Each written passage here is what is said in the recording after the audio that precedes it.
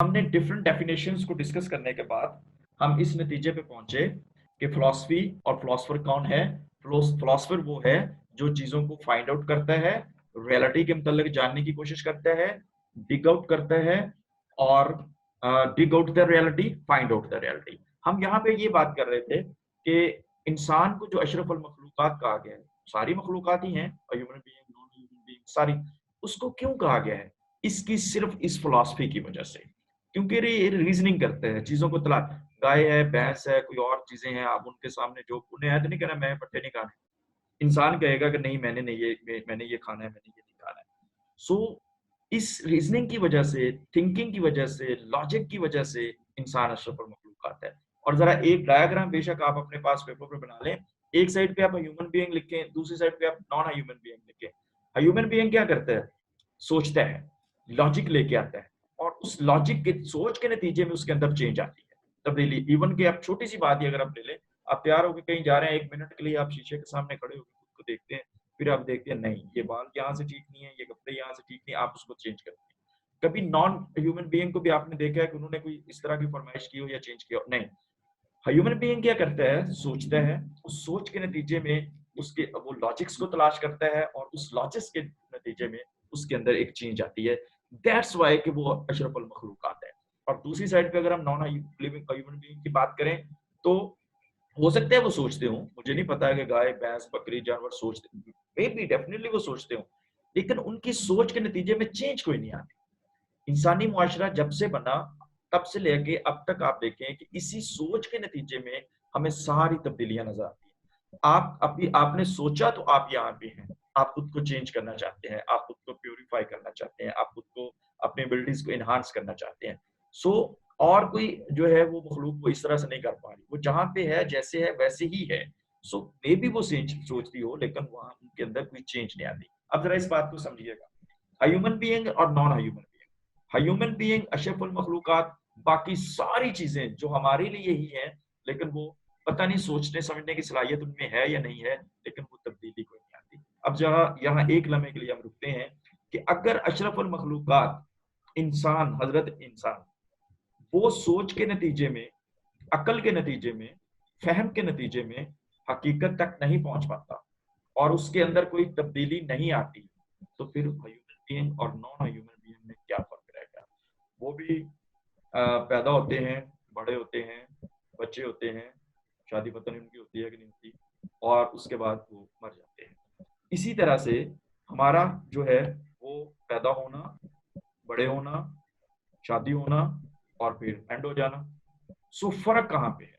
अगर मेरी सोच में और मेरी लिविंग स्टैंडर्ड में और नॉन ह्यूमन में कोई वही उसने किया वही मैंने किया, तो प्लीज फॉर गॉड सेक हम अशरफुल मखलूकात होने को क्लेम नहीं कर सकते।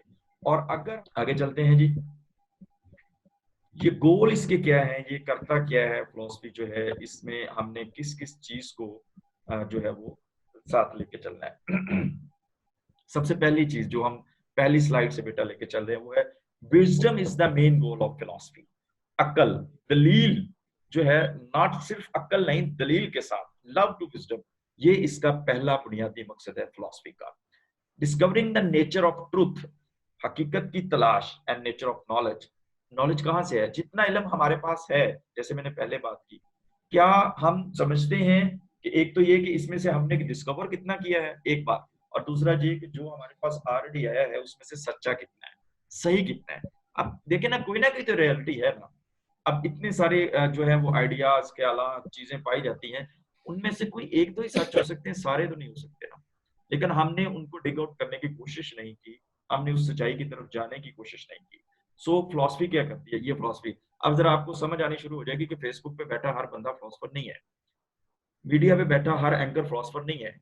अब आप जरा एक लम्हे के लिए सोचें, एक दफा मैंने देखा कि वो शान को कोई प्रोग्राम किसी टीवी चैनल ने दे दिया, फिर इसी तरह कोई एक्ट्रेस थी, उसको कोई चैनल प्रोग्राम दे दिया, और इस तरह बहुत से सेलिब्रिटीज को दे देते हैं। अब मुझे बताएं कि जो बंदा किसी की लिखी हुई लाइनें पढ़ता है, वो बड़के मारते हैं, वो भी उसमें लिखा होता है, जिस राइटर ने जब फिल्म लिखी होती है कहते हैं तो बड़क मारनी है। अब जो बंदा किसी की लिखी हुई लाइनें पढ़ता है, वो आप इंटेलेक्चुअल कैसे हो सकते हैं?